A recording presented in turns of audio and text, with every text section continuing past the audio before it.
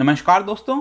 एक बात मैं हमेशा आप सबसे कहता हूं कि हमारे देश में जो भी कुछ हो रहा है, जो भी कुछ चल रहा हो, लेकिन एक चीज हमेशा स्ट्रांग होनी चाहिए, वो है आपका देश की इकोनॉमी। जब तक अर्थव्यवस्था स्ट्रांग है, जब तक हमारे देश में डिमांड है, तब तक पूरे विश्व में चाहे कोई भी देश हो, उसको यहां पर हमारे देश के सामने सर झुकाना ही पड़ता है। वैसा ही आपको साउथ कोरिया के साथ देखने को मिल रहा है। वहां के जो फॉरेन मिनिस्टर है, जी हां, जो भी ह्युंडई की वजह से प्रॉब्लम हुआ है, जो भी कुछ हमने देखा पिछले 2-3 दिनों से, उसकी वजह से साउथ कोरिया के जो फॉरेन मिनिस्टर हैं, उन्होंने यहां पर माफी मांगी, अपोलोजाइज किया। ये आप देख पाओगे, south Korea expresses regret over Hyundai Pakistan tweet. तो इसके बारे में हम डिटेल से समझेंगे कि एग्जैक्टली प्रेजेंट में हो क्या रहा है। बाकी भी जो कंपनीज हैं वो भी क्लियर तौर पर माफी मांग रही हैं, जो भी कुछ उन्होंने 5 फरवरी को किया था। चलिए इसके बारे में डिटेल से देखते हैं।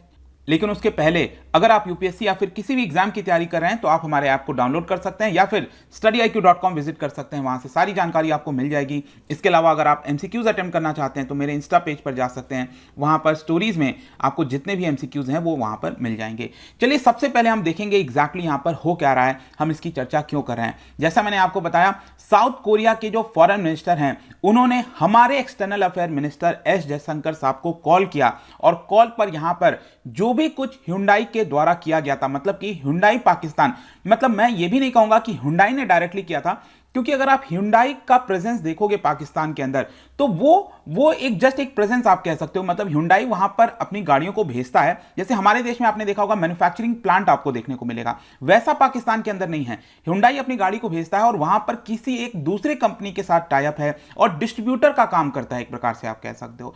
तो लेकिन क्या हुआ होगा कि लोकल लेवल पर जो भी लोग होंगे उन्होंने यहां पर अपनी तरफ से ट्वीट कर दिया, लेकिन उसकी वजह से जैसा कि आपने देखा हमारे देश के लोगों के द्वारा काफी ज्यादा आक्रोश दिखाया गया था 5 फरवरी, 6 फरवरी के बाद से आपने देखा होगा। और इसी को देखते हुए साउथ कोरिया के फॉरेन मिनिस्टर ने एक प्रकार से रिग्रेट किया है और यहां पर क्लियर तौर पर एक संकेत गया है पूरे विश्व को कि जब भी कोई दूसरा देश हमारे देश के इंटीग्रिटी के ऊपर सवाल उठाएगा, टेरिटोरियल इंटीग्रिटी के सवाल उठाएगा, तो यहां पर भारत उसको माफ नहीं करेगा। और इसीलिए आप देखोगे यहां पर हमने इसके पहले जो है न्यू दिल्ली में, मतलब दिल्ली के अंदर जो एम्बेसडर हैं कोरिया के, उनको भी समन किया था, उनको भी बुलाया था और इस पूरे मामले के ऊपर जानकारी दी थी और कहा था कि भारत इसको लेकर कोई भी कॉम्प्रोमाइज नहीं कर सकता है। यहां पर आप डॉक्टर एस जयशंकर साहब का ट्वीट भी देख पाओगे। इसके अंदर लिखा है, received a call from Republic of Korea foreign minister. ध्यान रखिएगा, हम साउथ कोरिया की बात करें, रिपब्लिक ऑफ कोरिया कहा जाता है। और उसके अंदर उन्होंने कहा कि जो भी बायलैटरल डिस्कशन है वो हमने किया और साथ ही साथ ह्युंडई मैटर को लेकर भी यहां पर जो भी बातचीत करनी थी किया गया था। आपको याद होगा जस्ट 5 फरवरी को जो सॉलिडारिटी डे के तौर पर ये मनाते हैं और पाकिस्तान के द्वारा कहा जाता है कि सॉलिडारिटी डे एक प्रकार से जो कश्मीर के फ्रीडम के लिए लोग लड़ रहे हैं उसके लिए हम मना रहे हैं, उनका ऐसा कहना है। और इसी को देखते हुए बहुत सारी कंपनीज ने इस तरह के ट्वीट किए थे और सबसे पहला जो ट्वीट काफी फेमस हुआ था वो था ह्युंडई पाकिस्तान की तरफ से। ट्विटर पर, फेसबुक पर इस तरह के जो ट्वीट है और जहां पर कहना है कि सैक्रिफाइस किया गया और हम खड़े हैं फ्रीडम को लेकर, ये जाहिर सी बात है बहुत ही आपत्तिजनक और स्पेशली कंपनीज जो हैं उनको इस तरह के मामले में नहीं पड़ना चाहिए। लेकिन जैसा मैंने बताया कि लोकल लेवल पर जो भी कोई लोग होंगे पाकिस्तान की तरफ से, उन्होंने इसको लेकर बढ़ावा दे दिया। फिर आगे चलकर क्या होता है, जैसे ही ये पूरा मामला उठा 6 फरवरी को मैंने भी एक डिटेल में वीडियो बनाया था और वहां पर जैसे ही मामला बढ़ा, फिर शाम होते होते 8:30 बजे के आसपास ये ट्वीट आता है ह्युंडई इंडिया की तरफ से। लेकिन इस ट्वीट के अंदर बेसिकली क्या था कि ये जो मामला है उसको और ज्यादा भड़का दिया गया, क्योंकि इस ट्वीट के अंदर अगर आप देखोगे तो कहीं पर भी रिग्रेट जैसा शब्द, अपोलोजाइज जैसा शब्द कहीं पर भी आपको देखने को नहीं मिलेगा। जस्ट एक सिंपल सेंटेंस में बोल दिया गया कि भारत हमारे लिए कमिटमेंट है और यहां पर हम जो भी कुछ बेटरमेंट करने की कोशिश कर रहे हैं उसको हम सिटीजन्स के लिए करेंगे। मतलब यहां पर पाकिस्तान को लेकर कोई भी रिग्रेट नहीं किया गया था। फिर मामला और भड़क गया, सोशल मीडिया पर लोग और ज्यादा गुस्सा होने लगे कि यहां पर माफी मांगने के बजाय एक प्रकार से चीजों को ऐसे ही खत्म करने की कोशिश की जा रही है। मतलब ह्युंडई जो है वो इसको लाइटली ले रही है। और उसके बाद अगर आप देखो तो अभी जस्ट ट्यूसडे को ही यहां पर पीयूष गोयल साहब जो हमारे मिनिस्टर हैं, उन्होंने बयान दिया पार्लियामेंट के अंदर और ये कहा कि हमने डायरेक्टली बोला है ह्युंडई मोटर्स को कि जो अपॉलॉजी है वो और ज्यादा पुख्ता तरीके से होना चाहिए, फोर्सफुल होना चाहिए। और इसी को देखते हुए आप एक और चीज देख पाओगे, जो हमारे मिनिस्टर ऑफ एक्सटर्नल अफेयर्स हैं स्पोक्सपर्सन है अरिंदम बागची, उनके द्वारा बोला गया कि जैसे ही मीडिया पोस्ट आया था, हमने सियोल के अंदर मतलब साउथ कोरिया के अंदर जो हमारे एम्बेसडर हैं उन्होंने डायरेक्टली Hyundai हेडक्वार्टर से बातचीत की और एक्सप्लेनेशन मांगा, और एक्सप्लेनेशन के बाद आपने देखा होगा कि जितने भी मीडिया पोस्ट हैं पाकिस्तान Hyundai की तरफ से उन सबको हटा दिया जाता है। इसके अलावा यहां पर जो साउथ कोरियन एम्बेसडर हैं भारत के अंदर उनको समन किया जाता है, और फाइनली आप कह सकते हो जो पूरा मामला है इसको लेकर Hyundai इंडिया क्लियर तौर पर अपॉलॉजी मांगने की कोशिश करता है। और यहां पर जो लेटेस्ट ट्वीट है Hyundai इंडिया की तरफ से आप देख सकते हो, उसमें क्लियरली लिखा हुआ है कि एज अ बिजनेस पॉलिसी हम किसी भी प्रकार की पॉलिटिकल रिलीजियस इश्यूज में नहीं पड़ेंगे। जो डिस्ट्रीब्यूटर है पाकिस्तान के अंदर उन्होंने अनऑथराइज तरीके से सोशल मीडिया पर पोस्ट किया था, और जो हमारी सब्सिडरी है मतलब कि भारत की जो सब्सिडरी है उसका कोई भी एसोसिएशन नहीं है पाकिस्तान के सब्सिडरी के साथ।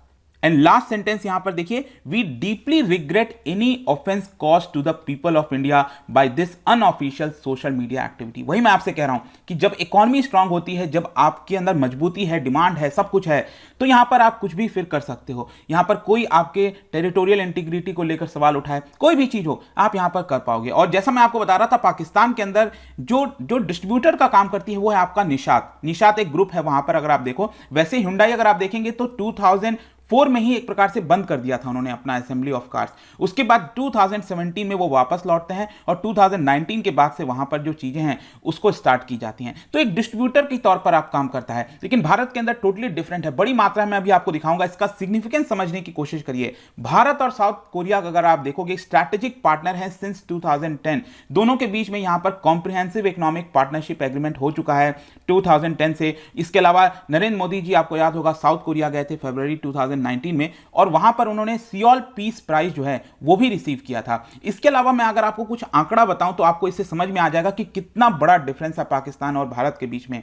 यहां पर अगर आप देखोगे तो भारत में सेकंड लार्जेस्ट कार मेकर है जो Hyundai की अगर हम बात करें, सबसे नंबर 1 पर करीब 50% मार्केट शेयर के साथ मारुति सुजुकी है। उसके बाद 16-17% ये आपको देखने को मिलेगा। और एसयूवी स्पेस में आप देखोगे जो स्पोर्ट्स यूटिलिटी व्हीकल होती है उसमें ये मार्केट लीडर है, और कई 1 दशक 2 दशक से ये एक्सपोर्ट में भी लार्जेस्ट बना हुआ है भारत के अंदर। अगर आप Hyundai और किया, जो किया आजकल काफी चल रही है, सेल्टोस वगैरह जो गाड़ियां आती हैं, दोनों को अगर आप मिला दो तो भारत के अंदर 20% मार्केट शेयर आपको देखने को मिलेगा। और ये कहां से आती हैं?